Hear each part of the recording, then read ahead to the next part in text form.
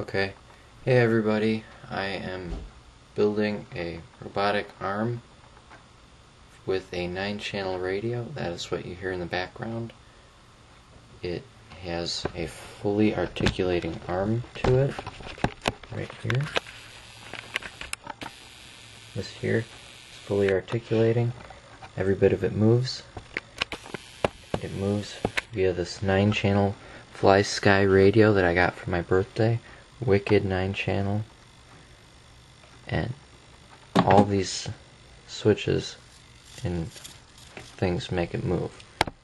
Okay.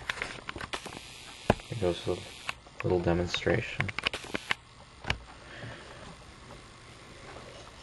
You can move the elbow, the upper elbow. It's a little bit jerky. You can move the base and turn it completely. A total of, I think it's about a little more than 90 degrees. Pretty fast. You can also turn the wrist and open and close the pinchers. They don't move very much, but it's enough that you can grip things like this screwdriver here. There's a little bit of servo chatter because they're small airplane units that I'm using for the servos. The base servo down here is a 44-ounce 3000 series futaba, and these are just small 9-gram cheap servos from China. I don't even think they have a brand. And I can pick up and grip that screwdriver, turn it and move it wherever I want. Move the wrist.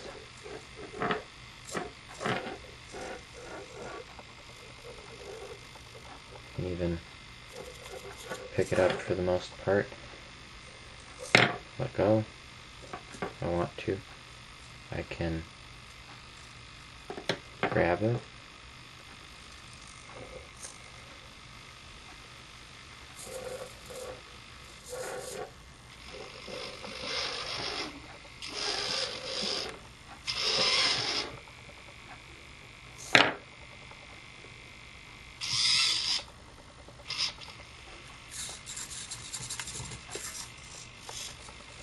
It's a lot of fun to play with. But that's all.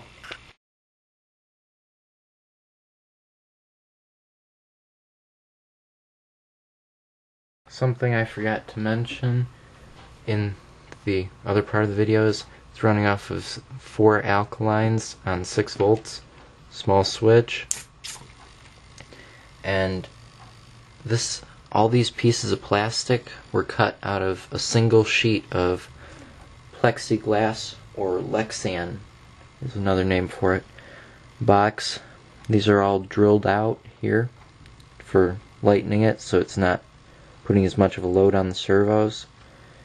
The screw that you see here is a 440 with a nut on the back. There's a washer in between the sheets so they're not scraping. There's some white lithium grease that I put in the base here to help it pivot more because there's a lot of load on it. And I think that's about it. I just ground this all down, glued it together with some plexiglass acrylic glue, and I think it's made by Testers. It might be made by Plastruct. Yeah, it's Plastruct glue.